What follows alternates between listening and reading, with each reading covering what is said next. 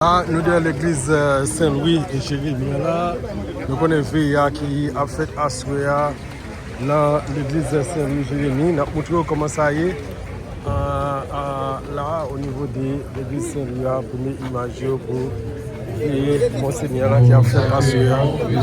Ça c'est Monseigneur Makati qui a parlé là. De la société civile de Jérémie.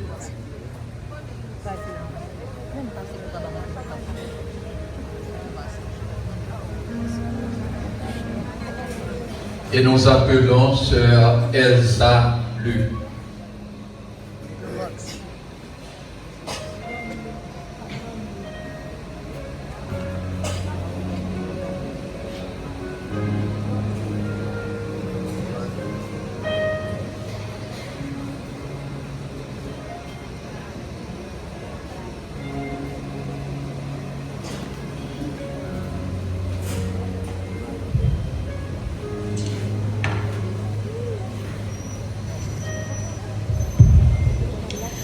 Je salue respectueusement cette belle et sainte assemblée qui vient rendre hommage ce soir à Monseigneur Willy Romélus. Je remercie humblement Monseigneur Gontran Descostes et également Monseigneur Marc Arthur Émile qui m'ont donné la possibilité de prendre la parole ce soir pour rendre un témoignage à Monseigneur Willy Romélus, mon père spirituel depuis plus de 40 ans. C'est une longue histoire que je résume en quelques mots. J'étais âgée entre 16 et 17 ans lorsque je sentais que ma vie était différente des autres jeunes filles de mon âge. N'ayant pas trop d'attrait pour la vie du monde, j'ai commencé à me poser des questions. Que vais-je devenir? Quel sens vais-je donner à ma vie? J'avais même remis en question mon appartenance à la religion catholique, alors que mon père était un grand dévot catholique, directeur de chapelle. Moi dis, quel est ce protestant à pied? Je ne le comprends pas.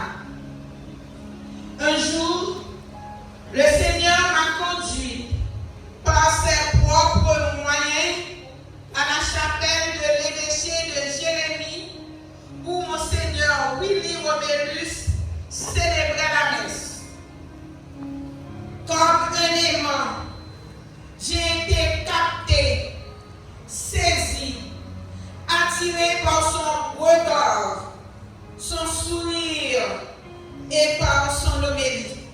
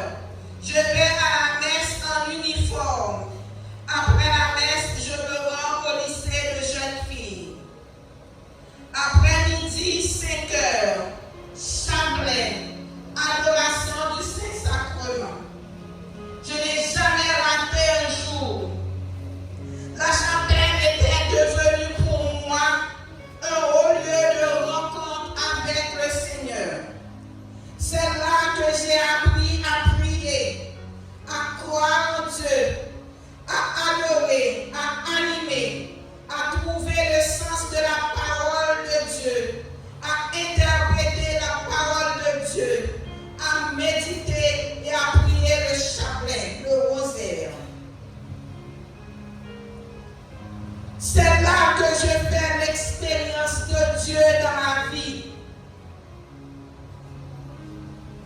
Quand Monseigneur Romélus est absent, quand il est présent, quand il est à Jérémie, il est toujours là.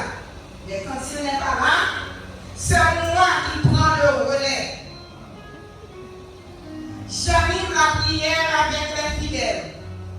Je fais comme il a l'habitude de faire. J'étais comme son vicaire. Jamais de vie dans la chapelle à l'absence de Monseigneur Romélus. La chapelle était devenue un vrai sanctuaire de prière et d'adoration. C'est là également que j'ai découvert ma vocation à la vie consacrée. Et c'est là que cette vocation a grandi, mûri et porté fruit. Jusqu'à son départ du diocèse de Jérémie en 2009, la chapelle était pour moi un lieu de ressourcement spirituel. Les temps de congé étaient pour moi l'occasion d'y venir me ressourcer. J'ai partagé ce temps entre mes péchés auprès de Monseigneur Romélus et avec ma famille. Il n'y avait pas de jalousie, un temps pour Monseigneur, un temps pour ma famille. Quand je lui ai dit que je sens en moi l'appel à devenir religieuse, Monseigneur m'a dit, cela ne m'étonne pas. Je l'avais remarqué en toi. Le Seigneur a un plan sur toi. Monseigneur a cru à ma vocation. Il a cheminé avec moi. Il m'a accompagné. Quand l'heure est venue pour moi de quitter Jérémie pour rentrer au couvent, la veille de mon départ, il m'a donné ses consignes. Chaque personne rentre au couvent avec ses objectifs. Voici les différents types de personnes auxquelles tu peux faire face. Il m'a cité des choses qui ne sont pas trop intéressantes. Toi, tu rentres au couvent pour suivre le Christ. Ne te laisse pas influencer. Moi compter sur vous. Moi pas vle pour un jour pour ne pas reconnaître tout. C'est pour être mounouya, pas changer. Ces consignes font leur chemin en moi jusqu'à ce jour. Je me rappelle toujours ce que Monseigneur Romélus, mon pape spirituel, m'avait dit. Elles m'ont permis de durer dans la vie consacrée, de faire attention à bien des choses. Et puis il dit, moi pas voyer un postulant dans le couvent, non? C'est un novice moi voyer dans le couvent. Ça veut dire, étape postulat ou vivre déjà. Oui, ma formation à la vie religieuse a commencé à la chapelle de l'évêché. C'était une formation informelle. Monseigneur m'a appris à faire en le voyant faire. J'étais attentive à ses moindres gestes, à ses réactions devant telle ou telle situation, à sa façon de parler, à sa façon de répondre et d'agir. J'étais attentive surtout à son silence. Il m'a appris à prier, à adorer, à animer, à méditer le chapelet. Monseigneur m'a encouragé à suivre une ligne droite sans détour. Monseigneur Romélus m'a transpiré Dieu très jeune. Je découvre qu'il est signe de la présence de Dieu, sans savoir que les religieux, les prêtres, les consacrés doivent être normalement signes de la présence de Dieu dans le monde. Je ne savais pas ça. Quand en étudiant les vœux de religion, ma maîtresse des novices nous a dit que les personnes consacrées sont les signes de la présence de Dieu dans le monde. Vous devriez être signes de la présence de Dieu dans le monde autour de vous. C'est à ce moment-là que je me rappelle que c'est ce que j'avais découvert en Monseigneur Romélus. Et puis je lui ai dit, Je t'avais dit que tu étais signe de la présence de Dieu. Je ne savais même pas si normalement les religieux sont signes de la présence de Dieu.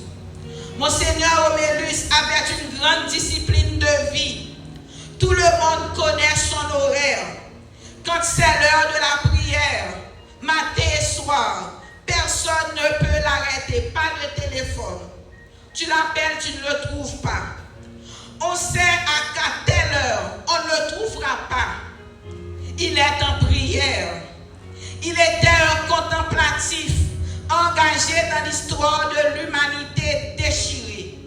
Quand il contemple, le Seigneur lui donne des messages à transmettre à son peuple, au peuple haïtien. Il m'a transmis cette discipline de vie. Il m'a appris la fidélité à Dieu. Je découvre à travers Monseigneur Romélus, quand on est fidèle à Dieu, le mal n'a aucun pouvoir sur nous. Oui, je suis témoin de sa fidélité à Dieu. Je suis témoin également que le mal n'avait aucun pouvoir sur lui. Il sait qu'il vit pour Dieu. Sa vie n'est pas partagée. Sa vie ne lui appartenait pas. Il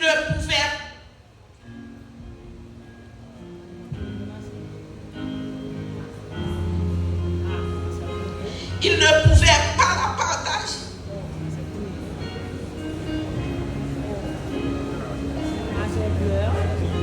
Il dit toujours, donne à Dieu ce qui est à Dieu. Il ne fait rien sans consulter le maître. Et le maître lui donne des signes, toujours des signes de ce qu'il doit faire. S'il doit sortir, il demande au maître. S'il doit donner un message, il demande au maître. Ses prises de parole étaient des messages inspirés, des messages prophétiques, des messages clairs qui expriment sa position en faveur du bien commun, en faveur des plus petits. Non pour défendre ses intérêts, mais pour défendre les intérêts du peuple haïtien, victime d'injustice et d'exploitation. Monseigneur Romélus n'était pas un politicien, mais un prophète qui dénonce et qui annonce à temps et à contre-temps. Il était un défenseur du droit et de la justice, un défenseur des pauvres, un défenseur d'Haïti contre les injustices et l'exploitation des puissants et des grandes puissances. Il n'avait pas peur pour sa vie. Il n'avait jamais des agents de sécurité. Il sait qu'il est au service du maître et le maître veille sur lui. Il ne cherchait pas de titre. Il ne cherchait pas de privilèges. Il dit à qui veut l'entendre, mon titre, c'est d'être chrétien, haïtien, fils de Dieu. Mon titre, c'est d'être chrétien, haïtien, fils de Dieu. Quand je lui demande de faire attention pour sa vie, il me dit de ne pas avoir peur. Si on va arriver, connaissez les pour arriver. À cause de ses options, à cause de ses prises de position, on a tout essayé contre lui. Mais il n'a pas été pris dans les pièges du mal. Avec lui, je comprends que Dieu est vraiment un Dieu fidèle. Monseigneur Willy Romélus n'est pas mort empoisonné. Il n'est pas assassiné par balle ou par d'autres moyens que les hommes auraient inventés. Son Dieu qu'il a servi dans la fidélité n'avait pas donné aux hommes cette autorisation. Bon Dieu, pas jamais lagué tout très libre et mal fini. Depuis vous faites ça, bon Dieu m'a fait, ou pas rien pour peur.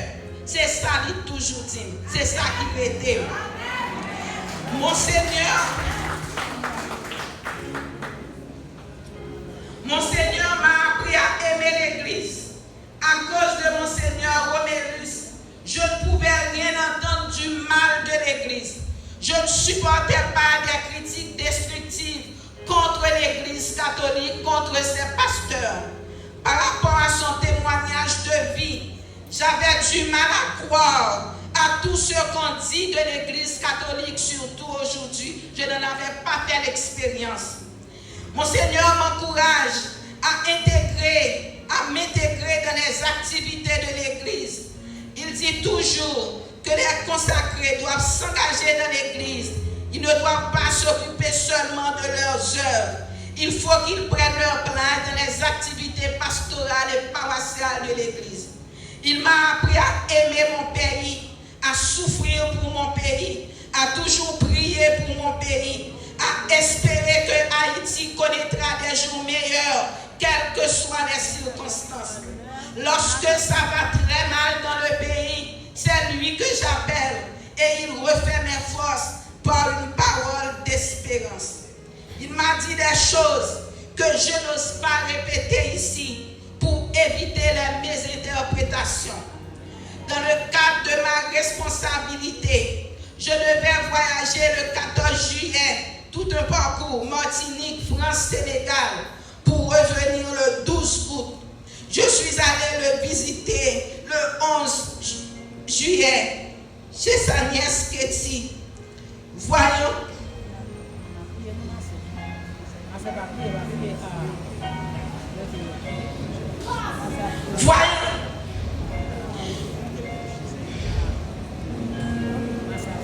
Voyant l'état de sa santé, je me dis que si cela dépendait de moi, j'annulerais mon voyage. Quand je devais aller jusqu'au Sénégal, j'avais peur qu'il ne meure en mon absence, surtout pendant que je suis en Afrique. Je lui dis, papi, j'ai pris un peu de courage, papi, je vais partir, je me rendrai au Sénégal, oui, et je reviens le 12 août en Haïti. C'était une façon de lui dire, de m'attendre s'il doit passer quelque chose, s'il doit se passer quelque chose. Il m'a dit, ok. J'ai prié avec lui les vêpres. Avant de partir, il m'a demandé, quand est-ce que tu reviens encore? Je lui réponds, je reviens le 12 août. Il m'a dit, d'accord. Et le 12, en arrivant à l'aéroport du Cap-Haïtien, Sœur Josette m'a annoncé que sa santé baisse de plus en plus. J'étais fort à l'aéroport pour trouver un stand-by avec Sunrise pour me rendre au CAI pour avoir le temps de le voir. C'est jusqu'après avoir fait toutes les démarches, j'ai appris qu'il est décédé à 7h30 du matin. J'étais à l'aéroport à ce moment-là, je n'avais pas de téléphone. Et puis j'ai pris l'avion. Monseigneur Romélus était un vrai représentant de Dieu sur la terre, un vrai prophète, sans embâche, avec les mains libres. Car j'ai découvert en lui tout ce qu'on dit de Dieu, la bonté, la patience, la miséricorde, la justice, le pardon, la simplicité, l'humilité. Il se fait pauvre avec les pauvres.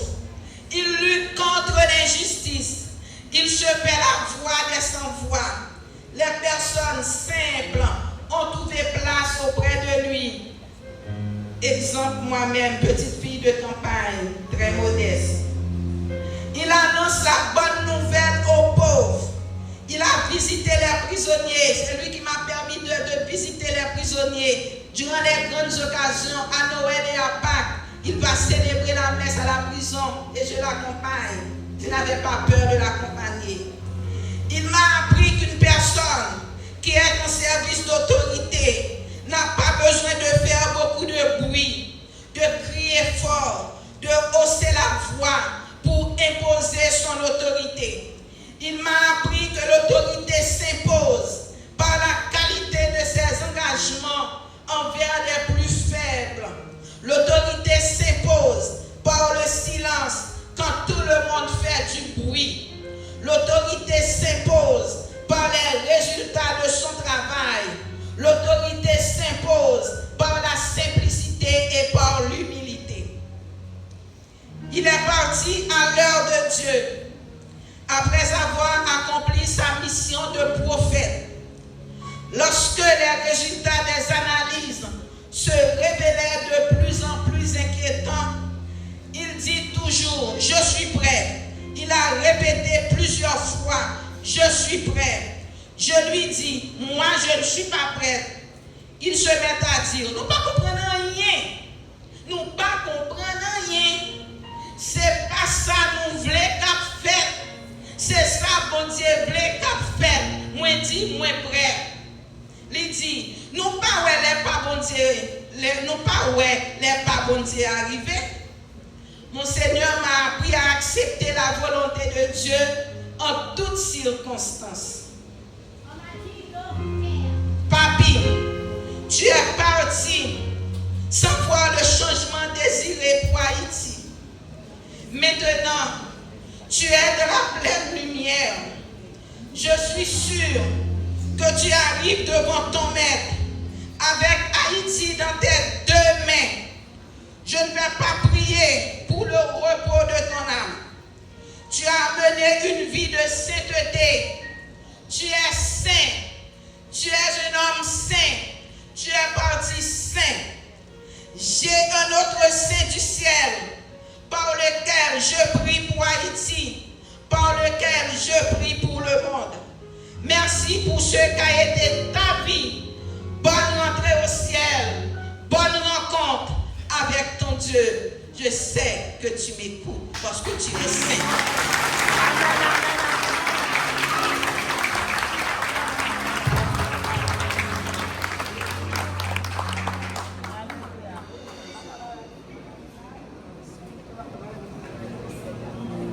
Et maintenant vient le tour de Monsieur Dieuchel Desmosters, représentant de la paroisse de la Thibaudière.